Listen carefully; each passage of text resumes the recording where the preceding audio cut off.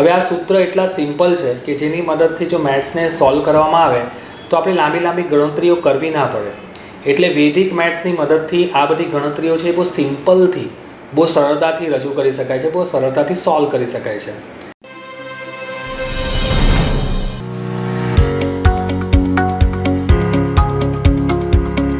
નમસ્કાર દર્શક મિત્રો, હું પ્રતિમા સોની, એક શિક્ષણવિદ. ખૂબ આનંદ સાથે કહી રહી છું કે આજના આપણા આ કાર્યક્રમની અંદર એક એવી વ્યક્તિ ઉપસ્થિત છે કે જેણે ઘણા બધા વિદ્યાર્થીઓના મગજની અંદરથી ગણિત વિષય માટેની જે ડર હતો તે દૂર કર્યો છે અને ગણિત વિષયને ખૂબ જ રમૂજી અને આનંદદાયક બનાવ્યું છે. આજના ખબર છે .comના એપિસોડ ગુરુદેવો ભવમાં આપણી વચ્ચે સુરત શહેરના ખૂબ જ ખ્યાતનામ વૈદિક ગણિતના ટ્યુટર, માસ્ટર ટ્યુટર જેને હું કહી શકીશ તેવા આશિષભાઈ સિપાહી આજે આપણી વચ્ચે ઉપસ્થિત છે. તો આશિષભાઈ, આપનું ખબર છે ના આજના આ પ્લેટફોર્મમાં હાર્દિક સ્વાગત અને અભિવાદન કરું છું. Thank you so much ma'am, અને ખૂબ ખૂબ આભાર આપનો બી. Thank you. આશિષભાઈ વિશે એટલું કહેવાય કે તેમણે ગણિત વિષયને ખૂબ જ રસપ્રદ તો બનાવ્યો છે અને બાળકોને ન ગમતો વિષય છે તેને ગમતો બનાવી દીધો છે. સાથે સાથે તેઓ NLPના સર્ટિફાઈડ ટ્રેનર પણ છે અને જ્યાં સુધી હું જાણું છું ત્યાં સુધી તેઓ પોતે પ્રોફેશનલી એક મિકેનિકલ એન્જિનિયર હતા, પરંતુ હવે અત્યારે તેમની ફિલ્ડ આખી બદલાઈ ગઈ છે અને તેઓ બાળકોની સાથે ગણિત વિષય અને બાળકોના ભવિષ્યને લઈ અને પોતાની કારકિર્દીમાં આગળ વધી રહ્યા છીએ. તો આજે આપણી વાતનો દોર આપણે આશિષભાઈની સાથે આગળ વધારીશું. આશિષભાઈ, જ્યાં સુધી હું જાણું છું ત્યાં સુધી તમે પ્રોફેશનલી એક એન્જિનિયર છો અને ત્યાંથી અત્યારે એક વૈદિક ગણિતના ટ્યુટર તરીકે ખૂબ જ નામ સાથે આપ સુરત શહેરમાં કામ કરી રહ્યા છો. તો એ જર્ની કેવી રીતે શરૂઆત થઈ? વૈદિક ગણિત શીખવાની શરૂઆત આપે ક્યારે કરી? ખૂબ જ સરસ સવાલ પૂછ્યો છે મેડમ. આપણે વૈદિક ગણિત અત્યારે થોડા છેલ્લા 4-5 વર્ષથી બહુ ટ્રેન્ડમાં છે. તો આની શરૂઆત કેવી રીતે થઈ? મારા કોલેજ ડ્યુરેશનની અંદર અમે જ્યારે વર્ક કરતા હતા, કોલેજનું હોમવર્ક કરતા હતા, સમટાઈમ્સ એક ન્યૂઝ ચેનલ આવતી હતી દૂરદર્શન ઉપર. ન્યૂઝ ચેનલ તો નહીં કહી શકાય, પણ એક ચેનલ હતી જેનું નામ હતું જ્ઞાનદર્શન. આ જ્ઞાનદર્શન ચેનલ ઉપર એક ટેલિકાસ્ટ થતો હતો વિન્ટર સિઝનની અંદર, એક પ્રોગ્રામ જે Banaras Hindu university through telecast થતો હતો અને તેની અંદર મેઇન એજન્ડા એનો હતો વૈદિક મેથ્સનો. તો મારાથી સમહાવ એક એપિસોડ જોવાઈ ગયો અને મને ખબર છે, મને હજુ સુધી યાદ છે કે નિખિલમ સૂત્રથી મેં શરૂઆત કરેલી હતી. તો મને થયું કે આટલું ફાસ્ટ કેવી રીતના થઈ શકે કેલ્ક્યુલેશન્સ. હા, તો બહુ ઇન્ટરેસ્ટિંગ છે કારણ કે આવું તો ક્યારે આપણે શીખ્યા જ નથી. 15 વર્ષ પહેલાંની વાત છે અને આપણે આ શીખવું જોઈએ. પછી મેં નોટ ડાઉન કર્યા કે એપિસોડનો ટાઈમિંગ શું છે. તો પછી કોઈ પણ કન્ડિશનમાં થાય, અને રીટેલિકાસ્ટ બી થતું હતું તો એ ટાઈમિંગ મેં બહુ ધ્યાનમાં રાખ્યું અને જ્યારે રીટેલિકાસ્ટ થતો હતો ને તો તેને પણ ધ્યાનમાં રાખીને મેં એને લગભગ 15, 20, 25, 30, 40 એપિસોડ જે હતા એ બધા એપિસોડ જોવાની શરૂઆત કરી. ત્યાર પછી મને રિયલમાં સમજ પડી કે આ વૈદિક મેથેમેટિક્સ એકચ્યુઅલી છે શું. This is our purely Indian mathematics. અને કોલેજ પાસ આઉટ કરી ત્યાર પછી મારું મેઇન તો એન્જિનિયરિંગ ફિલ્ડ, તમે જેમ કીધી તેમ બહુ ઓછા સમય સુધી મેં જોબ કરી છે અને ત્યાર પછી મારું મેઇન હતું કે ટ્યુશન ક્લાસીસ ચલાવતો હતો. બિકોઝ મને સ્ટુડન્ટ સાથે પહેલેથી જ મેં જે પ્રમાણે કીધું તે પ્રમાણે બહુ ઇન્ટરેસ્ટ હતો અને ટ્યુશન 10th, 11th, 12thને ભણાવતા શોર્ટકટમાં, કેમ કે મારો સબ્જેક્ટ જ મેથ્સ હતો એટલે સમટાઈમ્સ હું મેથ્સના જે કેલ્ક્યુલેશન છે બહુ શોર્ટ ટ્રીકથી કરી નાખતો. ત્યારે સ્ટુડન્ટ્સ પૂછતા કે સર આ કેવી રીતના થયું? ત્યારે હું એમને સમજાવતો કે ના, આને વૈદિક મેથ્સ કહેવાય છે, હા આપણું ઇન્ડિયન મેથ્સ છે જેના માટે પ્રાઉડ કરવું જોઈએ. અને છોકરાઓ સાથે સાથે એનો પણ ઇન્ટરેસ્ટ લેવા લાગ્યા. એટલે સર કહે સર અમને પણ આ શીખવું છે.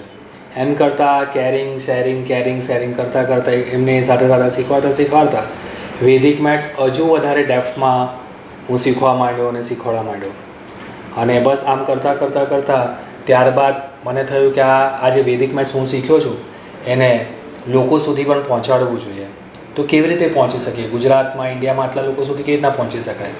ત્યાર પછી મેં બુક લખવાની શરૂઆત કરી અને લગભગ 3 વર્ષ લાગ્યા બુક લખતા અને એ પહેલી બુક રિલીઝ થઈ 2013-14માં વૈદિક મેથેમેટિક્સ બાય આશિષભાઈ, અને ઇમિડિયેટ હિટ થઈ ગઈ, અને ત્યારથી લઈને અત્યાર સુધીમાં મોર દેન 50,000 કોપીઝ સોલ્ડ આઉટ થઈ ગયું છે.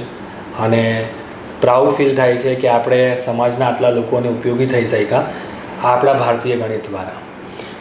ખૂબ સરસ અને સારી વાત કરી એમણે કે જો ધગસ હોય છે તો ગમે ત્યારે ગમે તે વસ્તુ શીખી શકાય છે. આશીષભાઈ, તમે શાળા સાથે સંકળાયેલા છો અને જ્યાં સુધી આપણે બોર્ડના રિઝલ્ટ પણ જોઈએ છે તો દરેક વિદ્યાર્થીઓને મેથ્સ વિષયની અંદર ડર સતાવતો હોય છે. ગણિતની એક્ઝામ હોય એટલે છોકરાઓ થોડા ટેન્શન અનુભવતા હોય છે. તો એ ટેન્શનને દૂર કરવાની માટે આપણને વૈદિક મેથ્સ કંઈક ઉપયોગી થઈ શકે ખરું? ખૂબ જ સરસ સવાલ છે. મારું રિસર્ચ આટલા વર્ષનું છોકરાઓ સાથે ઇન્ટરેક્શન થાય છે. મારું રિસર્ચ એમ કહે છે કે દર 10 છોકરાઓમાંથી લગભગ 3 થી 4 છોકરાઓને મેથ્સનો ડર કશે ને કશે હોતો જ હોય છે. એટલે સમટાઈમ્સ તમે બી જોતા હશો, બોર્ડની એક્ઝામ હોય અને જ્યારે મેથ્સની એક્ઝામ ઓવર થઈ જાય ને એટલે છોકરાઓને એક અલગથી સેટિસ્ફેક્શન ફીલ થતું હોય છે, અને પેરેન્ટ્સને બી સમહાવ એવું લાગતું હોય આજે મેથ્સ પૂરું થઈ ગયું એટલે હાફ ટેન્શન તો ત્યાં જ ઓવર થઈ જાય. એટલે આટલા હદ સુધી મેથ્સનો ફિયર છે, વિચારો. અને એ એટલા માટે છે કેમ કે આપણી ટ્રેડિશનલ જે મેથ્સ કરાવવાની પદ્ધતિ છે ને એના માટે રિસ્પોન્સિબલ છે. તો એ વૈદિક મેથ્સ કેવી રીતના હેલ્પફુલ થઈ શકે કે વૈદિક મેથ્સ બેઝિકલી ડિપેન્ડ છે 16 સૂત્રાસ અને 13 સબસૂત્રાસ પર. ભારતના ક્રિષ્નાતીત મહારાજે 1911 થી 1918 સુધીમાં ડીપ રિલેક્સેશનમાં જઈને એમણે આપણા અથર્વવેદના 16 સૂત્ર અને 13 ઉપસૂત્રને રીડિસ્કવર કરેલા, જેના બેઝ પર વૈદિક મેથ્સની રચના થઈ. હવે આ સૂત્ર એટલા સિમ્પલ છે કે જેની મદદથી જો મેથ્સને સોલ્વ કરવામાં આવે તો આપણે લાંબી લાંબી ગણતરીઓ કરવી ના પડે. એટલે વૈદિક મેથ્સની મદદથી આ બધી ગણતરીઓ છે એ બહુ સિમ્પલથી, બહુ સરળતાથી રજૂ કરી શકાય છે, બહુ સરળતાથી સોલ્વ કરી શકાય છે. આનાથી મેઇન વસ્તુ એ થાય છે કે બાળકોમાં જો મેથ્સનો ડર હોય ને તો એ ડર દૂર થઈ જાય છે. કારણ કે લાંબા લાંબા સ્ટેપ્સ એમને નહીં કરવા પડે, મોટા મોટા સ્ટેપ્સ કરવા પડે છે તે નહીં કરવા પડે, અને સિમ્પલ 1 or 2 લાઇનમાં આન્સર આવી જાય છે. અત્યારે તમે જ્યારે ગણિતની વાત કરી રહ્યા છો ત્યારે એક આપણું જે બાળકોનું એજ્યુકેશનનો એક વિષય તરીકે ગણિત ચાલે છે અને વૈદિક મેથ્સ, એ બંને વચ્ચેનો શું ડિફરન્સ છે?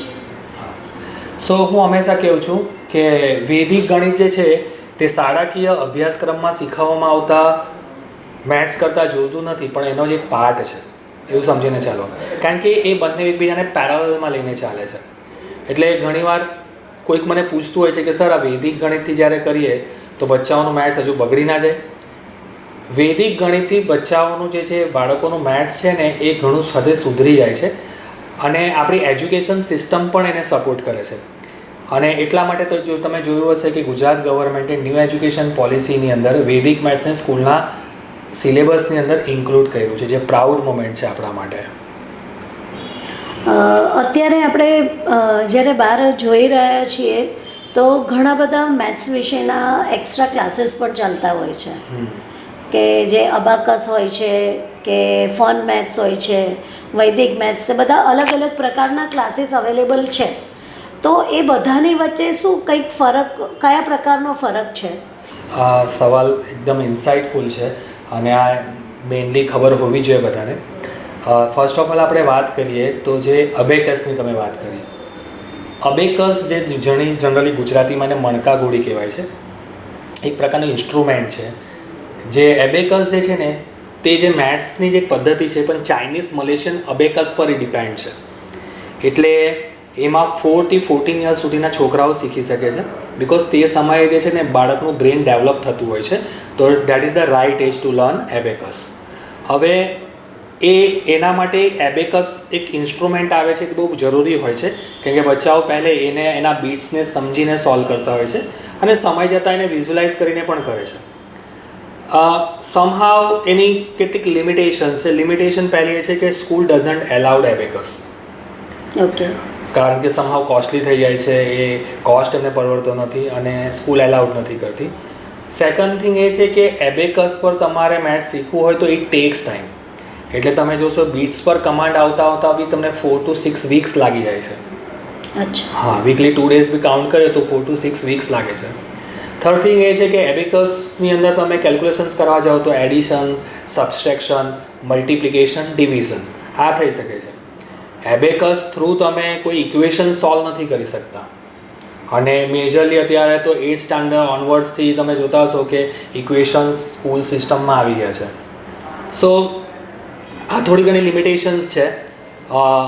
અને કમ્પેરિઝનમાં આપણે તમે વૈદિક મેથ્સ કહીએ છીએ. કેમ વૈદિક મેથ્સ આટલું ફેમસ એટલા માટે છે because Vedic maths purely base on 16 sutras and 13 subsutras. તમે ઘણીવાર સાંભળ્યું હશે કે નિખિલમ સૂત્ર જે છે, યાવદોનમ તાવદોનમ વર્ગમ ચ યોચત, એકાધિકેન પૂર્વેના, એકન્યુનેન પૂર્વેના, આ ટોટલી ઇન્ડિયન મેથ્સ છે અને એ જે રીડિસ્કવર કરવામાં આવ્યું છે. અને આ છે ને વૈદિક મેથ્સ એમ કહી શકીએ કે વર્લ્ડની fastest mental calculation system on the earth છે. આની અંદર કોઈ પ્રકારનું આપણે એબેકસ નામનું ટૂલ યુઝ નથી કરવું પડતું. અને કમ્પેર ટુ તમારે આની અંદર 4 થી 6 વીકની રાહ નહીં જોવી પડે આની અંદર કમાન્ડાઓમાં. કોઈ બચ્ચાને કંઈ ખબર જ ના હોય મેથ્સ વિશે, વૈદિક મેથ્સ વિશે, પહેલા લેક્ચરથી જ એને સમજ પડવાની શરૂઆત થઈ જાય છે. અને પ્રાઉડ મુમેન્ટ એ છે કે પ્યોરલી ઇન્ડિયન મેથ્સ છે. અને ઘણા ઓછા લોકોને ખબર છે કે જે ઘણા ફોરેનર્સ અહીંયા આવીને વૈદિક મેથ્સ શીખીને જાય છે અને ફોરેન કન્ટ્રીની અંદર એને સ્પીડ મેથ્સના નામથી ચલાવે છે. ઓકે, એટલે આપણે ઇન્ડિયન વસ્તુને ફોરેનવાળા અલગ નામ આપી અને આપણી જ વસ્તુને ત્યાં શીખવી રહ્યા છે, જે આમ જોવા જઈએ તો આપણા માટે પ્રાઉડની વસ્તુ છે કે આપણું ઇન્ડિયન કલ્ચર બીજી રીતે આપણા બહારના દેશોમાં જઈ રહ્યું છે. વૈદિક મેથ્સ શીખવા માટે કોઈએ પણ ધારો કે ટ્વિટર બનવું છે તો એના માટે કોઈ ક્વોલિફિકેશનની જરૂર હોય છે કે એમને શીખવું હોય તો એ ક્યાંથી શીખી શકે છે? હા, તો વૈદિક મેથ્સ શીખવા માટે એવું કોઈ ખાસ ક્વોલિફિકેશનની જરૂર નથી, કેમ કે આના પાછળ કોઈ એવી ગાઈડલાઈન નથી. વૈદિક મેથ્સ શીખવા માટે પહેલાં તો તમે એના માટે પેશનેટ હોવા જોઈએ. તમે મેથ્સના સબ્જેક્ટની અંદર તમને બાળકોની જિંદગીની અંદર ચેન્જ લાવવા માટે તમે પોતે એની અંદર પેશનેટ હોવા જોઈએ કે ભાઈ મારે બચ્ચાઓની લાઈફમાં ચેન્જ લાવવો છે અને જે ટ્રેડિશનલ વે ઓફ મેથડ છે એનાથી કંઈ હટીને બચ્ચાઓની બિલીફ ચેન્જ થાય એના માટે તમે ઇન્સ્પાયર થતા હોવા જોઈએ. અને right institute, right book, right વ્યક્તિને તમે પકડો તો તમે વૈદિક મેથ્સ સ્ટાર્ટિંગથી લઈને એન્ડિંગ સુધી બહુ સારી રીતે શીખી શકો છો. ને આની અંદર ઘણી બધી ટેકનિક્સો છે, ટેકનિક્સના યુઝથી તમે આમાં ઘણા આગળ વધી શકો છો. જ્યાં સુધી હું જાણું છું ત્યાં સુધી વૈદિક મેથ્સની અંદર ઘણી બધી ટેકનિક્સની તમે જે રીતે વાત કરી છે એ રીતે ટેકનિકનો યુઝ થતો હોય છે. તો એ ટેકનિક્સ બાળકોને શીખવવી હોય તો એ ગ્રેજ્યુઅલી અને દરેક સ્ટાન્ડર્ડ વાઇઝ શીખવવામાં આવે છે કે પછી અમુક લેવલ પ્રમાણે એને લેવલને આધારે શીખવવામાં આવે છે? ઓકે, હવે એ ડિપેન્ડ્સ કરે છે કે કોણે શીખવાડ્યું છે. જેમ કે અમે અમારા મેજરલી જે પ્રોજેક્ટ મોટે ભાગે ચાલતા હોય છે તે સ્કૂલ્સમાં ચાલતા હોય છે અમારા હાલમાં. તો અમે અત્યારે લગભગ 30,000 to 35,000 સ્ટુડન્ટ્સને અમે દર વર્ષે શીખવાડીએ છીએ. સુરત સિટીમાં, સુરતની બહાર વાપી, વલસાડ, અમદાવાદ, તો આ બધી સિટીઝની અંદર ટ્રાઇબલ્સ એરિયામાં અમે વૈદિક મેથ્સ શીખવાડીએ છીએ. ત્યારે જ્યારે શીખવાડીએ છીએ તો અમે ક્લાસ વાઇઝ એની વર્કબુક બનાવીએ છીએ. જેમ કે 3rd સ્ટાન્ડર્ડ ઓનવર્ડથી 10th સ્ટાન્ડર્ડ સુધી છે તો 3rd સ્ટાન્ડર્ડની બુક અલગ હોય છે, 4th સ્ટાન્ડર્ડની અલગ વર્કબુક હોય છે, 5th સ્ટાન્ડર્ડની અલગ બુક હોય છે. એટલા વર્કબુક અલગ અલગ વર્કબુક હોય છે જેમાં વીકલી એ લોકોનો એક લેક્ચર વૈદિક મેથ્સનો આવતો હોય છે. હવે જો કોઈ પર્સનલી શીખવું હોય તો એના માટે અમે 7 લેવલ બનાવ્યા છે. આ લેવલ કોઈક નિર્ધારિત નથી, અમે પોતે આના લેવલ ડેવલપ કર્યા છે કે 7 લેવલ્સ છે. એક લેવલ પછી બીજો, એક લેવલ ક્રોસ કર્યા પછી બીજા લેવલ પર, બીજા લેવલ ક્રોસ કર્યા પછી ત્રીજા લેવલ પર એ જઈ શકે છે. જેમ જેમ જેમ જેમ એનું લેવલ અપગ્રેડ થાય તે પ્રમાણે ટેકનિક્સ પણ અપગ્રેડ થતી જાય છે. ઓકે, અત્યારે રિસન્ટલી મેં થોડા સમય પહેલાં સમાચાર વાંચ્યા હતા કે વૈદિક ગણિતના શોર્ટ ટર્મ કોર્सेस આપણી VNSGUની અંદર પણ અવેલેબલ છે. તો એના વિશેની આપણને કંઈ થોડી જાણકારી અમારા દર્શક મિત્રોને આપશો?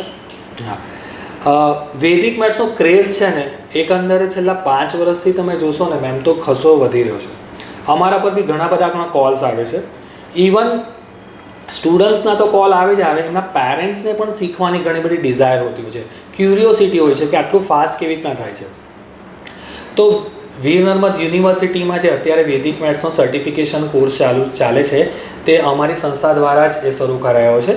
જે સર્ટિફિકેશન પ્રોગ્રામ છે જેમાં અમે 3 લેવલ આપ્યા છે, જે 3 લેવલ ક્રોસ કરીને એમને સર્ટિફિકેશન મળી શકે છે. તો that is a good initiative taken by Veer Narmad university. અને તમે સાંભળ્યું છે આપણા લોકલાડીના પ્રધાનમંત્રી શ્રી નરેન્દ્ર મોદીએ પણ પોતાના મન કી બાતના એક એપિસોડમાં કીધું હતું કે વૈદિક મેથ્સ એ ઘણી પાવરફુલ ટેકનિક્સ છે અને દરેક વિદ્યાર્થીએ શીખવું જોઈએ. તમે જેમ આગળ વાત કરી કે અત્યાર સુધી તમે લગભગ ઘણી બધી શાળાઓની અંદર વૈદિક મેથ્સ શીખવાડી રહ્યા છો, તો વૈદિક મેથ્સ શીખવાડ્યા પછી જે બાળકો વૈદિક મેથ્સથી જે કેલ્ક્યુલેશન કરે છે એની અંદર અને જે સામાન્ય બાળકો છે બંને વચ્ચે તમને કંઈ તફાવત જોવા મળે છે ખરો? સૌથી મોટો તફાવત તો એ જોવા મળે છે, મેઇનલી છે ને આખો ખેલ જે ખરો ને તે બિલીફનો છે. ઓકે. તમે જો માન્યતાનો ખેલ છે એટલે એકવાર બચ્ચાને એવી બિલીફ હોય કે I am not good at maths અને સડનલી એની બિલીફ ચેન્જ થઈ જાય કે I am very good at maths, તો તમે શું કામ કર્યું છે એની બિલીફ ચેન્જ કરી નાખી. તો વૈદિક મેથ્સ છે ને એ લોકોની, બચ્ચાઓની અને વ્યક્તિઓની બિલીફ ચેન્જ કરવાનું કામ કરે છે. અને આ એટલું ઇન્સ્ટન્ટલી થાય છે ને, આપણે આખી વર્ષની રાહ તો જોવી જ નથી પડતી. એક લેક્ચર પહેલાં અમે તો સ્ટુડન્ટ્સને કહીએ છીએ આમાંથી કેટલા બચ્ચાઓને મેથ્સનો ફિયર છે, અને એ સેશન પત્યા પછી અમે પૂછીએ છીએ કે હવે આ ટેકનિક્સ કેટલાને આવડી છે, કેટલા ફાસ્ટ ઓરલી કરી શકશે. તો ત્યાં ટ્રાન્સફોર્મેશન જોવા મળે છે.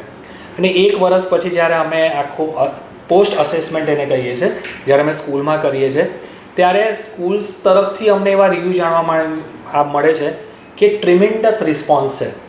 એટલે પેરેન્ટ્સ તરફથી જબરજસ્ત રિસ્પોન્સ છે, ટીચર્સ તરફથી છે, અને સ્ટુડન્ટ્સ એને લાઇક કરે છે. દર અઠવાડિયામાં એ વૈદિક મેથ્સના લેક્ચરની રાહ જોઈએ છે. એટલે એમ કહેવાય છે કે જે એક્ટિવિટી ચાલતી હોય છે ને એમાં વૈદિક મેથ્સ હું પ્રાઉડલી કહી શકું છું કે નંબર 1 પર છે. ખૂબ.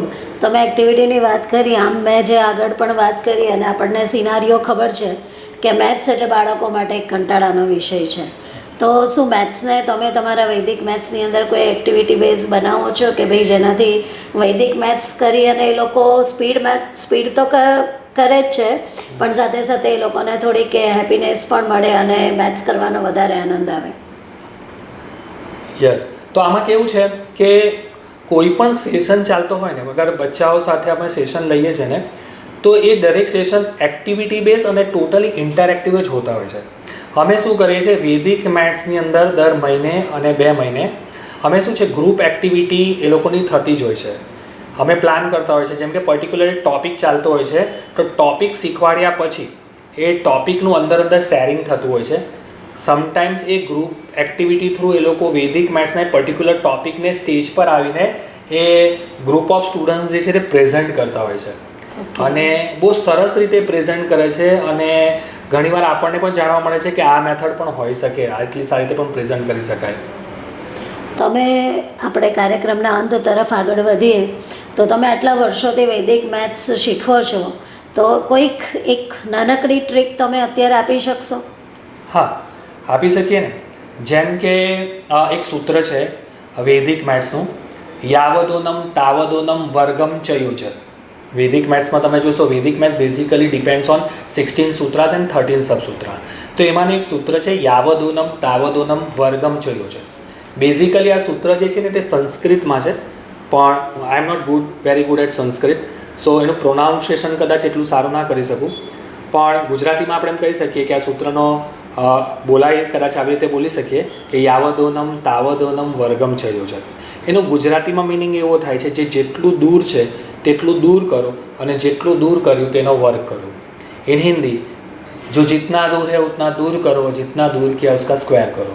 અને ઇંગ્લિશમાં કંઈક આપણે આવી રીતના કરી શકીએ કે whatever the extent of is deficiency lessen it to the same extent and square of it.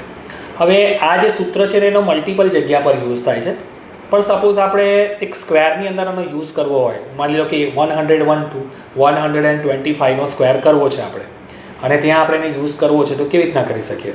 એક એક્ઝામ્પલ કે માની લો કે 104નો સ્ક્વેર કરવો છે, તો ટ્રેડિશનલ વે શું છે 104નો સ્ક્વેર કરવા માટે? આપણે શું કરીએ, 104 મલ્ટીપ્લાય બાય 104, પછી નીચે મલ્ટિપ્લિકેશન કરીએ, એટલે બોરિંગ થઈ જાય છે. અહીંયા સિમ્પલ રૂલ્સ શું છે કે 104નો સ્ક્વેર કરવો છે તો પહેલાં આપણે બેઝ ડિસાઇડ કરવાનો છે કે બેઝ શું છે. બેઝ મીન્સ મલ્ટિપલ ઓફ 10, જેમ કે 10 છે, 100 છે, 1000 છે, આને બેઝ કહેવાય છે. તો આપણા માટે 101 to 125 સુધીના જે સ્ક્વેર છે એના માટે બેઝ આપણે 100 લઈશું. હવે એકવાર બેઝ નક્કી કરી દીધો અને આપણો નંબર આવી ગયો, હવે આપણું કામ થાય છે સૂત્રને એપ્લાય કરવાનું. તો સૂત્ર શું છે? યાવદોનમ તાવદોનમ વર્ગમ ચયુજ. જે જેટલું દૂર છે એટલું દૂર કરો જેટલું દૂર કર્યું એનો વર્ગ કરો. તો કરવાનું શું છે, આપણો નંબર જે 104 છે તે આપણા બેઝથી કેટલો દૂર છે, 4 છે ને. 104 સ્ક્વેર એ આપણા 100થી કેટલો દૂર છે, 4. તો સૂત્ર શું છે, જેટલું દૂર છે એટલું દૂર કરો. તો શું કરવાનું, 104માં 4 એડ કરી નાખવાનું. હવે દૂર બે રીતે થાય, હંમેશા દૂર એડ કરીને બી થાય અને સબસ્ટ્રેક્ટ કરીને બી થાય, પણ આપણો નંબર બેઝથી ઉપર છે એટલે એડ કરીને દૂર કરીએ. તો 104માં 4 એડ કરીશું એટલે 108 થઈ જશે. અને સૂત્રનો સેકન્ડ પાર્ટ, જેટલું દૂર કર્યું તેનો વર્ગ કરો. તો દૂર કેટલું કર્યું છે, 4, તો 4 સ્ક્વેર કરો એટલે 16. તો આન્સર શું આવશે, સમરાઇઝ કરીશું તો 108 and 16. નેક્સ્ટ એક એક્ઝામ્પલ લઈએ, 105 સ્ક્વેર. તો 105 સ્ક્વેર કરીએ તો 105 અને બેઝ વચ્ચે કેટલો ડિફરન્સ છે, 5. તો શું કરીશું, સૂત્ર એપ્લાય કરીશું, જે જેટલું દૂર છે એટલું દૂર કરો. તો 105માં 5 એડ કરીશું એટલે દૂર થઈ ગયો, અને જેટલું દૂર કર્યું તેનો સ્ક્વેર કરીશું એટલે 5 સ્ક્વેર. તો 110 and 25. આમાં કોઈ પ્રકારની લાંબી ગણતરી જ નહીં કરવી પડે. આ એટલી ફાસ્ટેસ્ટ ટેકનિક છે, વર્લ્ડની અત્યારે fastest mental calculation system on the earth છે. એટલા માટે મોટાભાગની યુનિવર્સિટી, કોલેજ, સ્કૂલ્સ ઇન્ટરેસ્ટ લઈ રહી છે. એટલે ટૂંકમાં આપણે એવું ગણતરી કરી શકીએ કે જો વૈદિક મેથ્સ બાળકને નાનપણથી જ શીખવવામાં આવે તો કદાચ જ્યારે બોર્ડની એક્ઝામ આપે અથવા એની જ્યાં સુધી એ મેથ્સ વિષય ભણે છે ત્યાં સુધી એને ગણતરીની અંદર પોતાની સ્પીડ મેનેજ કરી શકે છે અને પોતાનું જે પેપર લખવાનું અથવા પોતાનું ગણિત વિષય ભણવામાં ટાઈમ મેનેજમેન્ટ કરવાનું હોય તે ખૂબ સારી રીતે કરી શકે છે. આપણે કાર્યક્રમના અંત તરફ આગળ વધીએ છીએ. આશીષભાઈ, તમે અમારા વાલી મિત્રોને ગણિત વિષય અને વૈદિક ગણિતને લઈને શું, મારે વાલી મિત્ર અને જે પણ આ તમારા ચેનલના માધ્યમથી, ન્યૂઝ ચેનલના માધ્યમથી આને જોઈ રહ્યા છે, એને એક જ સંદેશો આપવા માગું છું કે મેથ્સથી ડરવાની જરૂર નથી. બહુ ઇન્ટરેસ્ટિંગ સબ્જેક્ટ છે, પણ મેથ્સના રાઇટ ટૂલને યુઝ કરવાની જરૂર છે. આપણે પ્રાઉડ કરવાની જરૂર છે કે આપણા ઇન્ડિયાની અંદર આવા એક વ્યક્તિ થઈ ગયા જેણે મેથ્સના સૂત્રને, હું અત્યારે બોલી છું મને વાઇબ્રેશન ફીલ થાય છે, તો એવા વ્યક્તિઓ થઈ ગયા જેણે આ મેથ્સના સૂત્રને રીડિસ્કવર કર્યા ટ્રાન્સમાં જઈને. તો જો સમહાવ ટાઈમ મળે ને આપણું બચ્ચું જો 3rd સ્ટાન્ડર્ડ કે એનાથી ઉપરનું હોય તો જરૂરથી તમારા નજીકમાં જો કોઈ વૈદિક ગણિત પ્યોર શીખવાડતું હોય, પ્યોર વૈદિક મેથ્સ, તો જરૂરથી શીખવું જોઈએ. આનાથી એનો મેથ્સમાં કોન્ફિડન્સ વધશે. અને બીજી વસ્તુ, જો મેથ્સ ઇમ્પ્રૂવ થશે ને તો સાથે સાથે મારું માનવું એવું છે કે અધર સબ્જેક્ટમાં પણ માર્ક્સ ઇમ્પ્રૂવ થવા માંડશે. ખૂબ સાચી વાત કરી કે મેથ્સ વિષયની અંદર એક કોન્ફિડન્સ લેવલ વધી જાય છે તો બીજા વિષયની અંદર પણ બાળક પોતાનું પરફોર્મન્સ ખૂબ સારું આપી શકે છે. અને આજે તમે જે ગણિતના બધા સૂત્રો દ્વારા એક ઇઝીલી કેવી રીતે કેલ્ક્યુલેશન કરી શકાય તે મેથડ શીખવી, તે જોતાં ખરેખર ખૂબ આનંદ થાય છે. અને NEPની અંદર પણ કહેવામાં આવ્યું છે કે વૈદિક મેથ્સ બાળકોએ શીખવું જોઈએ. તે આવનારા સમયની અંદર કદાચ એની ઉપર વધારે ભાર મૂકવામાં આવશે.